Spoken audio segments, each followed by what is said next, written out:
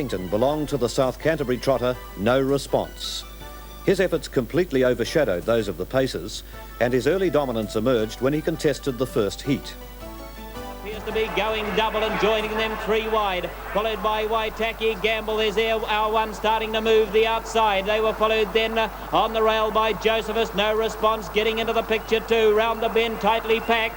And Even Speed turns for home in front of the Victorian trotter Hilton Adios. They race in now, 200 left to run.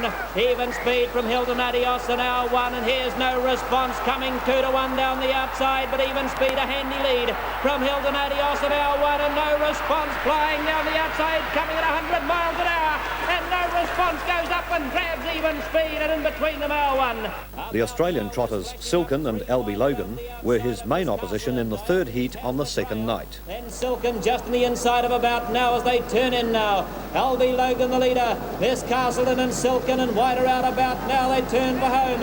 Diogenes right in behind them, and here's No Response out the challenge and coming solidly down the outside is too good.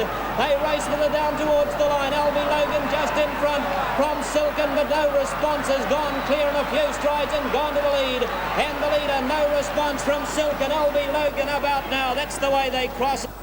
With the brilliant but sometimes unreliable trotter Scotch Notch losing 100 metres at the start and No Response positioned well back in the field, the final was wide open. What followed made this finish one of the greatest ever.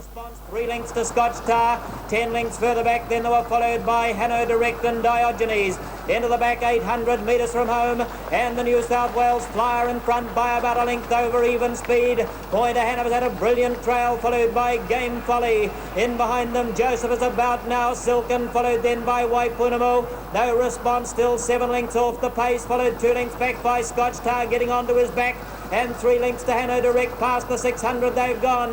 Albie Logan leading them out of the back straight, 2 lengths in front of Pointer Hanover, looks to be the big threat at the moment. Even Speed is starting to weaken. Then Game Folly, followed by Joseph is about now, and Silken, and further out then they were followed by Waipunamo. No Responses keeping pretty close to the rail. Scotch Tar and its outer, and further back Hanno Direct. Round to the home turn, 250 to run. Albie Logan from New South Wales lines the trotters, final up from Pointer Hanover. Joseph is in Game Folly, and wider out Silken's finishing well. Even Speed, then Hanno Direct.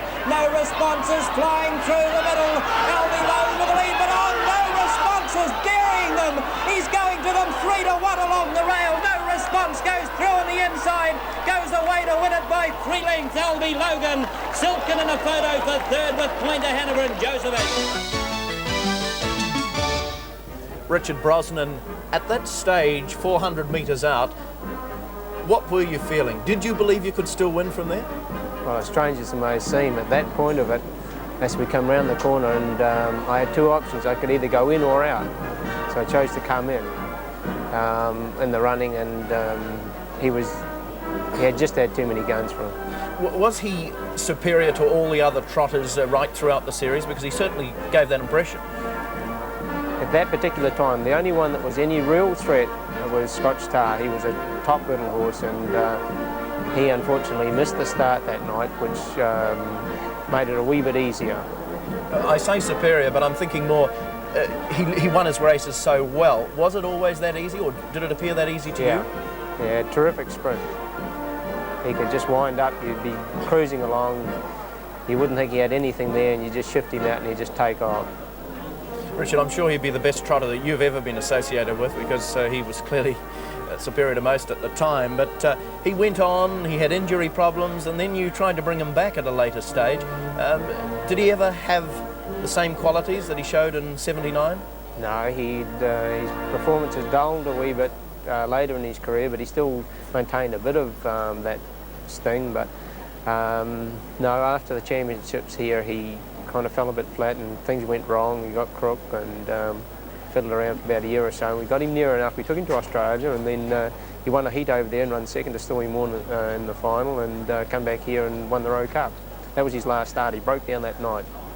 That was very, very sad. Richard, where is the horse now? He's in the paddock at home, and that's where he'll stay as long as he's well. Fit and well, he'll always have a paddock there. And he is fit and well at the moment? Oh, he's fat as a pig. Has he never been tempted to bring him back? No, his suspension wouldn't allow it. No. Well, that's a shame. He was a marvellous horse, and I think many of us will never forget that finish in 1979, and I'm sure you never will either. That's for real. Richard Brosnan joining us as a part of the Interdominions 87. Thank you, Richard, and I'm sorry to hear about your disappointing luck at the moment, but I'm sure we'll see you back in time. Oh, sure, we'll be back. Okay, Richard Brosnan with some thoughts there about that great trotter, 1979 winner of the Interdominions, No Response.